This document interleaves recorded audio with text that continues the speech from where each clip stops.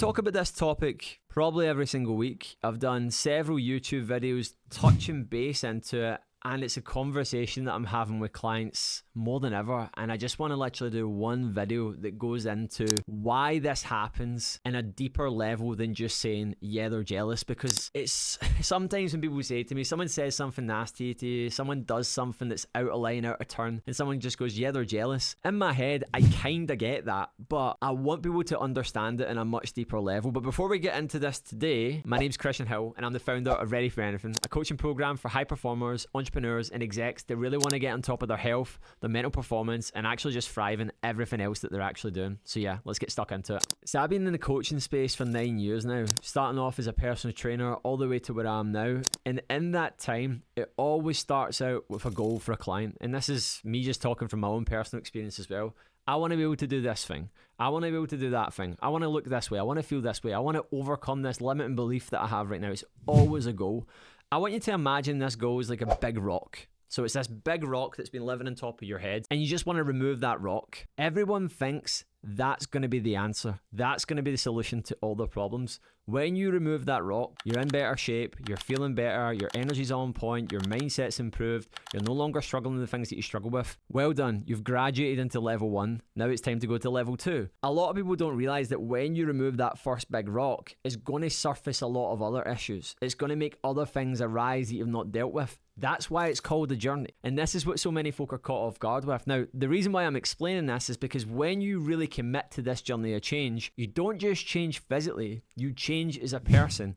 9 times out of 10, you let go of a lot of behaviors that were no longer serving you. And if you're from a Western society, you've probably built a lot of those relationships surrounding weekend behaviors, socializing, drinking, eating, partying, maybe even lying in your arse on a Sunday, eating loads of food, watching loads of movies. So when you start changing and evolving as an individual and understanding yourself on a deeper level, yes, you might be pursuing certain fitness goals and health goals and whatever it is. You've committed to a marathon, you're doing an ultra, you're going through a big transformation. That's just what's happening on the surface. But what's happening inside is you're rewiring how you feel and the things that you want to do. So those relationships that you have built, you start to realize that a lot of them are built on values that you don't actually really value. There's just things that gave you a lot of instant gratification and served you in that season of life you're in. It doesn't mean the things are wrong. It doesn't mean the people were bad. It just means that who you met in that chapter, in that season, isn't the person that you're becoming. And this is why a lot of people get to a point where they achieve the first initial surface level results and then go back and then go forward and then go back, because they understand the how and the what and the when, but they don't actually really surrender to who they're trying to become, because it lifts up the hood and makes them realize there's a lot of things that they actually need to change. Maybe it makes them look at their relationship. Maybe it makes them question their relationships with their friends, like what they do professionally, what they do as a job, and they realize it's actually not very healthy. Like, I've had clients who are chefs working in city centres, and as they've went through a lot of change, they've recognised that the shift patterns and the environment they're in isn't actually really conducive to the type of results that they want. And then they have to realise that, God, I need to change my job, I need to go somewhere else, I need to move away. This is what happens when you change. It's called change. Now, the reason why I'm telling you this is to understand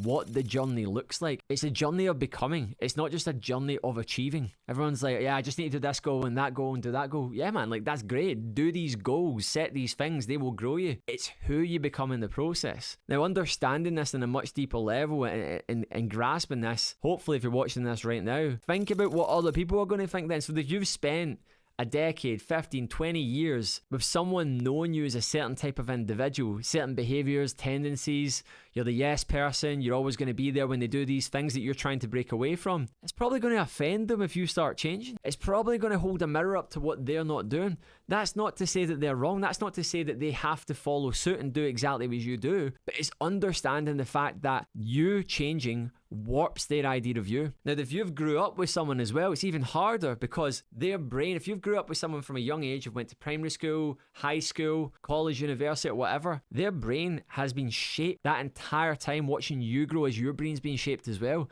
So it's harder for these people to grasp the idea that you are no longer the person that they first met. And this is when you start to experience the jealousy that I spoke about at the beginning in different ways, shapes, or forms. It might be a snide comment. It might be that they're kind of just looking at you a bit weird, questioning your integrity, and it makes you feel uncomfortable. Why are you doing that? Why are you paying that person to do that? You don't need to do that. And you just feel very, very unsettled as they're doing it. Understanding this is so, so important. Now, the conversation I personally have with clients is know the rooms that you're in.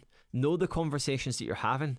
The advice that's often thrown about in the personal development space is cut ties with all these people. I don't think you need to do that, because if you're going through a big amount of change, you're really, really evolving in your identity, you're stepping into new ways of living, you're letting go of a lot of old sabotaging tendencies that are holding you back, that are keeping you stuck.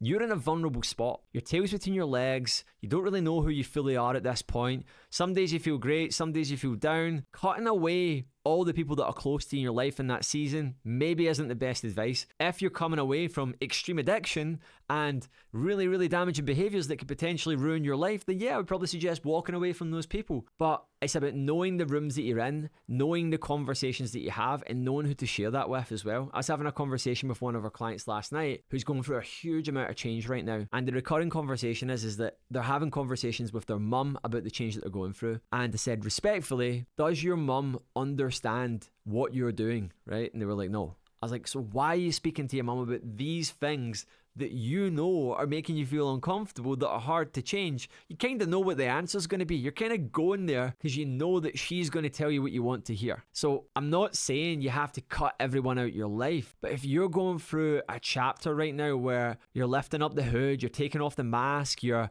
uncovering a lot of things, you're stepping into new ways, keep your cards close to your chest. Tell other people what you're doing, express yourself. I encourage everyone to do that. Like, put it in your social media, what you're getting up to, tell your colleagues at work, tell your staff, tell your clients. But there are certain things that you just need to read the room and understand who you're speaking to. If you have a coach, share it with your coach. If you've got a friend that's been through a similar journey, or someone that you've met on the journey, talk to them about it. Don't talk to your low performing friend that's bitter about you changing, because you know what's going to happen. I'll tell you for free.